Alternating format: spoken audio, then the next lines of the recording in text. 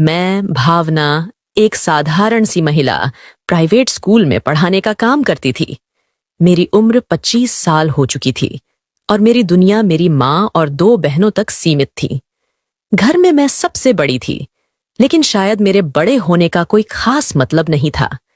मेरी तनख्वाह माँ के हाथों में जाती और उसने मेरी मेहनत से एक और प्रॉपर्टी खरीद ली थी। फिर भी जैसे जैसे वक्त बीता, मेरी जिम्मेदारियों में इजाफा हुआ, लेकिन मेरी जिंदगी वहीं ठहरी रही। मेरे काम से घर लौटने पर अक्सर ऐसा होता कि मेहमान आते और मैं चुपचाप अपने कमरे में चली जाती। एक दिन मैंने देखा मेरी छोटी बहन सजी धजी उन मेहमानों का इंतजार कर रही थी। मैं समझ गई कि वे मेरे लिए नहीं, उसे देखने आए थे। मेरी उम्मीदें चुपचाप ढह गईं। वक्त गुजरता रहा। मेरी उम्र 30 की हो गई, लेकिन माँ ने मेरी शादी की बात कभी नहीं उठाई, बल्कि उसने मेरी छोटी बहन की शादी करवा दी और मैं पीछे छूट गई। माँ की सगी बेटियों की शादी हो गई, पर मैं वहीं अटकी रही। समय और तेजी से गुजरा। अब मैं 35 साल की हो चुकी थी, लेकिन माँ अब भी मेरी शादी की बात नहीं करना चाहती थी। मुझे अब साफ साफ समझ में आ गया कि मेरी माँ मुझे केवल कमाई का जरिया मानती थी। उसकी नजर में मैं बस सोने का अंडा देने वाली मुर्गी थी। मैंने आखिरकार अपने शहर की नौकरी छोड़ दी और दूसरे शहर में नया जीवन शुरू करने का फैसला किया। वहां मैंने किराए पर एक घर लिया और एक प्राइवेट स्कूल में पढ़ाना शुरू किया।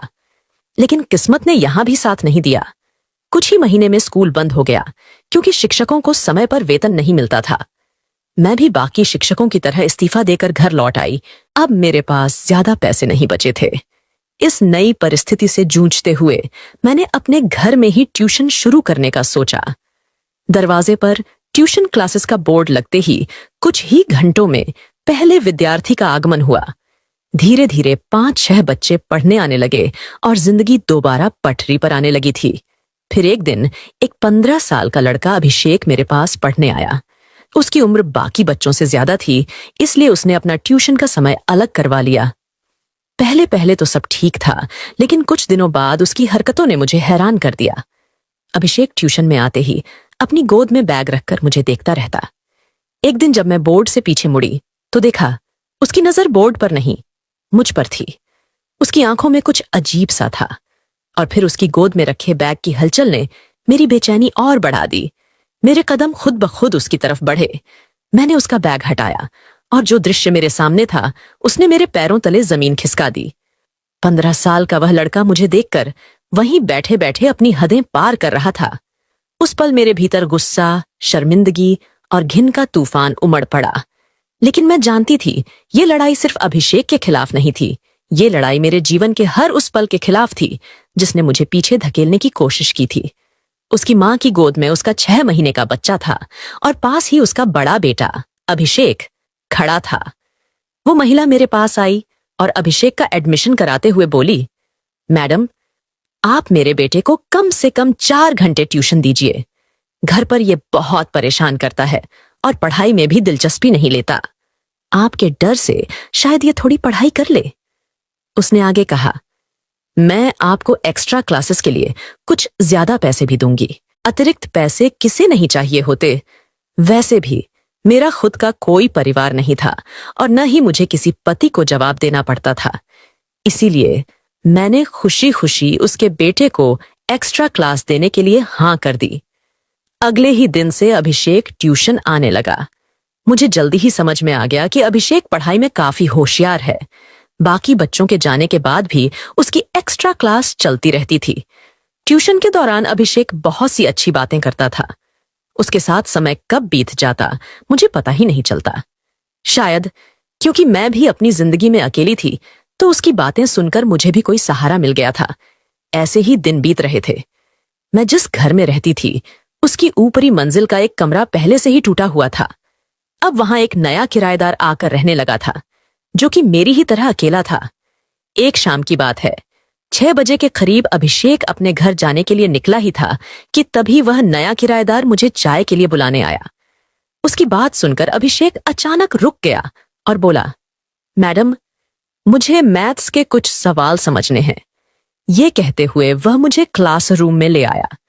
जैसे ही हम अंदर पहुंचे, मैंने उसे ब्लैक बोर्ड पर मैथ्स के सवाल समझाने शुरू कर दिए, लेकिन अभिषेक का ध्यान बिल्कुल भी मेरी पढ़ाई पर नहीं था। वो बस यूं ही मेरा समय बर्बाद कर रहा था, ये मुझे समझ में आ गया था। मैंने थोड़ी सख्ती से कहा, तू मेरा समय बर्बाद मत कर, तेरा ट्यूशन का समय खत्म हो गया है, अब घर जा। अभिषेक ने अचानक मेरे हाथ को पकड़ लिया और बोला, मैडम, आप बहुत अच्छी हैं। जब तक मैं वापस नहीं आता, अपना ख्याल रखना। मुझे उसकी इस बात पर कोई खास ध्यान नहीं गया, लेकिन जाते वक्त उसका इस तरह का व्यवहार मुझे थोड़ा अजीब जरूर लगा। अगले दिन अभिषेक ट्यूशन के समय नहीं आया। तभी आसमान में बादल घिराए और तेज बारिश होने लगी। मैंने ट्यूशन में आए बाकी बच्चों को जल्दी ही छुट्टी दे दी। थोड़ी ही देर बाद जब मैं दरवाजे पर खड़ी होकर बारिश का आनंद ले रही थी, तभी मैंने देखा कि अभिषेक पूरी तरह से भीगा हुआ मेरी ओर आ रहा है।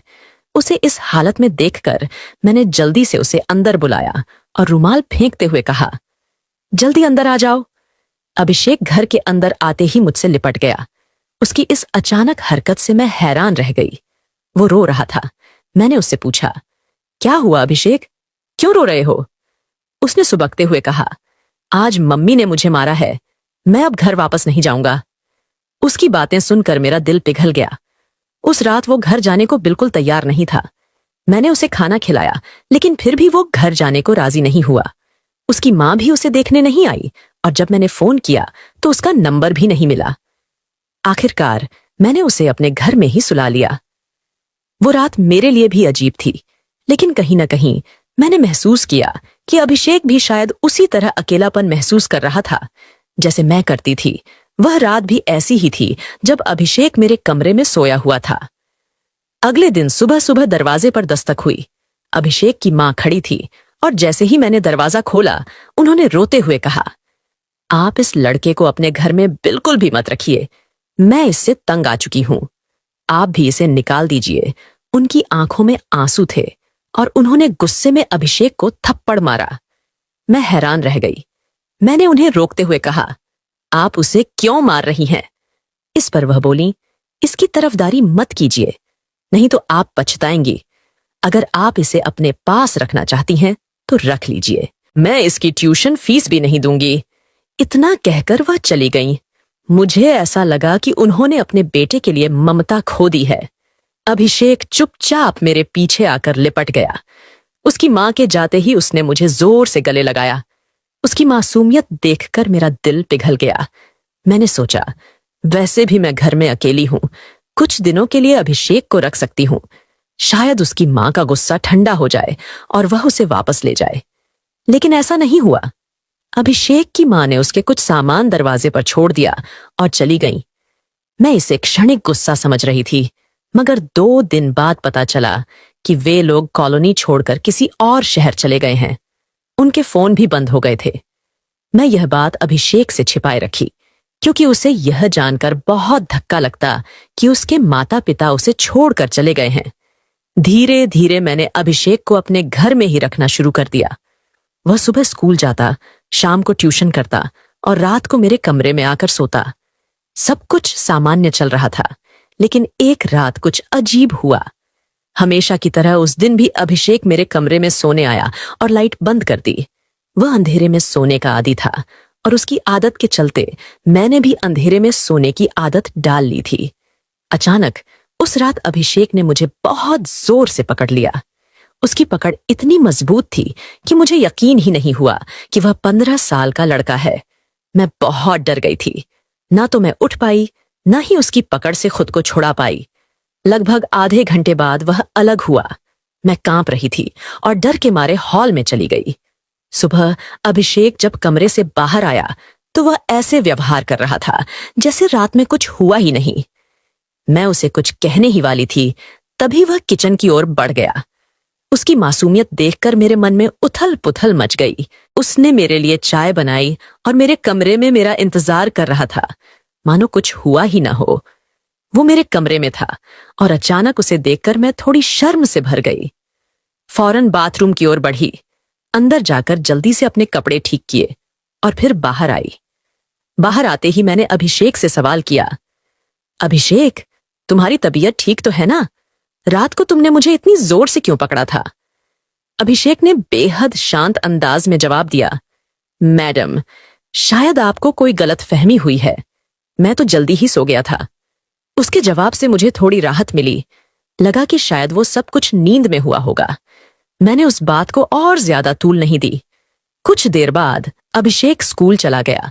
दोपहर को जब वो घर आया तो रोज की तरह ट्यूशन के लिए बैठ गया। अब मैं उसकी एक्स्ट्रा क्लास नहीं ले रही थी।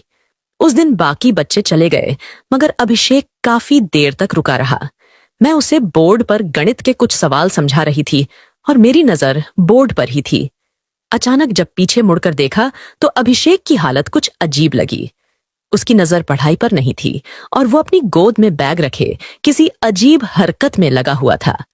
मैंने तुरंत तेज आवाज में कहा, अभिषेक। उसकी हरकतें देखकर मैं थोड़ी हिल गई। मेरे दिमाग में सवाल उठने लगे। कल रात जो हुआ, क्या वो सच में नींद में था या जानबूझकर किया था? मैंने उसके बारे में ज्यादा सोचना छोड़ दिया, पर मन में शक बरकरार था। उसी दिन मैंने उसकी मां को फोन करने की कोशिश की, लेकिन हमेशा की तरह उसका फोन बंद था। मैं नहीं चाहती थी कि अभिषेक के नाजुक मन पर कोई गलत असर पड़े, इसलिए उसके माता पिता के बारे में कुछ नहीं कहा। अभिषेक को अपने घर में रखने का मेरा फैसला अब भारी गलती लगने लगा था, लेकिन तब मुझे इसका एहसास नहीं हुआ। फिर उसी रात अभिषेक मेरे पास सोया। उसने मुझे कुछ इस तरह से पकड़ा कि मुझे लगा जैसे वो 15 साल का लड़का अब मेरी जान ही ले लेगा। उसकी पकड़ इतनी जोरदार थी कि मैंने खुद को छुड़ाने की कोशिश की, मगर वो छोड़ने को तैयार नहीं था। अगले दिन जब मैंने अभिषेक से उसके इस व्यवहार के बारे में पूछा तो उसने कहा, मैडम, शायद आपने सपना देखा होगा। उसकी इस बात से मुझे ऐसा लगा कि वो 15 साल का लड़का एक 35 साल की औरत को झूठा साबित कर रहा था। एक पल को मैंने सोचा कि शायद सच में मैंने सपना देखा हो, मगर उसी दोपहर जब एक्स्ट्रा क्लास में अभिषेक को अपनी गोद में बैग रखे देखा तो मुझे फिर से शक हुआ। पहले कभी मैंने उसे ऐसी हरकतें करते नहीं देखा था। मैंने सोचा कि इस बार उसे पकड़ना चाहिए। जैसे ही उसकी हलचल मुझे दिखी, मैंने झटके से बैग हटाया। तब मैंने देखा कि अभिषेक की मुट्ठियां कसकर बंधी हुई थीं और उसकी नजरों में कुछ अजीब सा भाव था। उसकी वो नजरें देखकर मेरे रोंगटे खड़े हो गए। उसी वक्त ऊपर की मंजिल पर रहने वाले किराएदार विजय घर आए थे। वो अक्सर जब भी कुछ नया लाते तो मुझे भी देने आते थे। उस दिन भी वो मार्केट से सब्जियां लाकर मेरे घर देने आए थे। विजय ने जब अभिषेक का व्यवहार देखा तो वो भी थोड़ा असमंजस में आ गए। उन्होंने मुझसे पूछा, अभिषेक ठीक है ना? मैंने अभिषेक की नजरों से बचाकर विजय को धीरे से सारा हाल बताया। अभिषेक के बारे में सुनते ही विजय को उस पर दया आई। वह सोचने लगा कि एक बच्चा जिसके मां बाप उसे छोड़ चुके हों, किस तरह से अकेलापन महसूस करता होगा। विजय ने अभिषेक से कहा, तू अपनी मैडम को परेशान करने की बजाय आज से मेरे साथ मेरे कमरे में रह जा। लेकिन अभिषेक के चेहरे पर गुस्सा साफ दिखाई दे रहा था।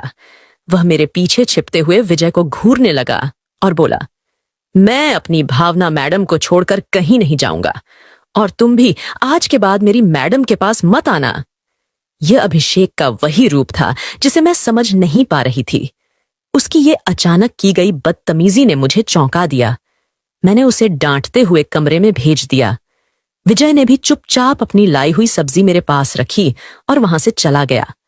पर मुझे महसूस हुआ कि कुछ तो अजीब हो रहा है।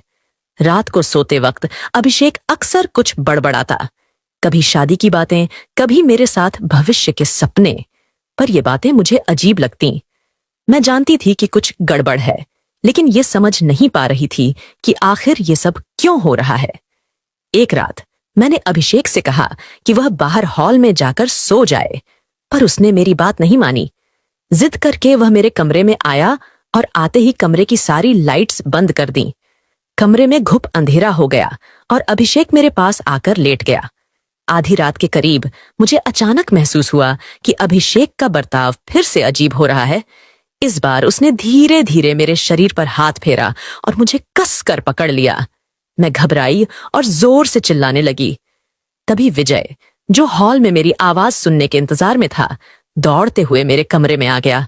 विजय को मैंने पहले ही अभिषेक के बदलते व्यवहार के बारे में बता दिया था और उसकी मदद के लिए बुलाया था। कमरे में आते ही उसने लाइट ऑन की। जब मेरी नजर अभिषेक पर पड़ी तो उसका चेहरा पूरी तरह बदल चुका था, गंभीर और खौफनाक। उसके हाव भाव देखकर मैं बुरी तरह डर गई थी।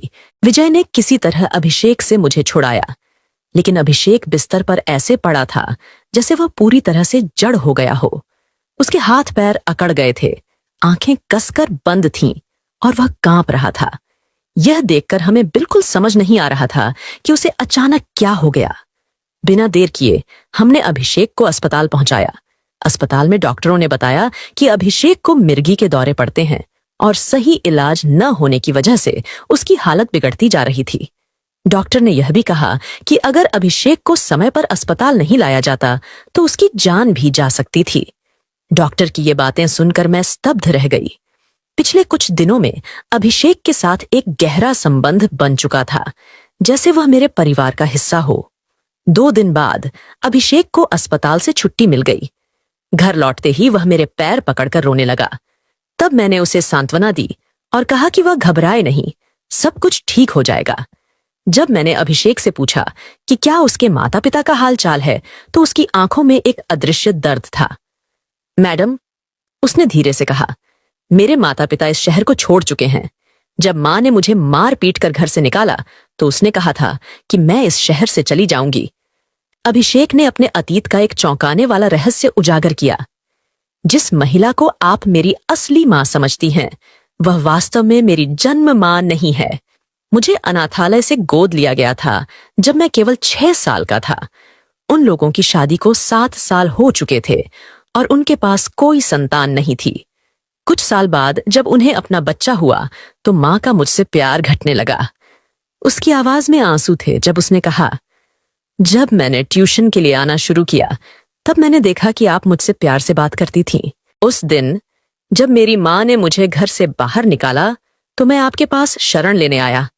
आपने मुझे अपने घर में बिना किसी शर्त के रखा।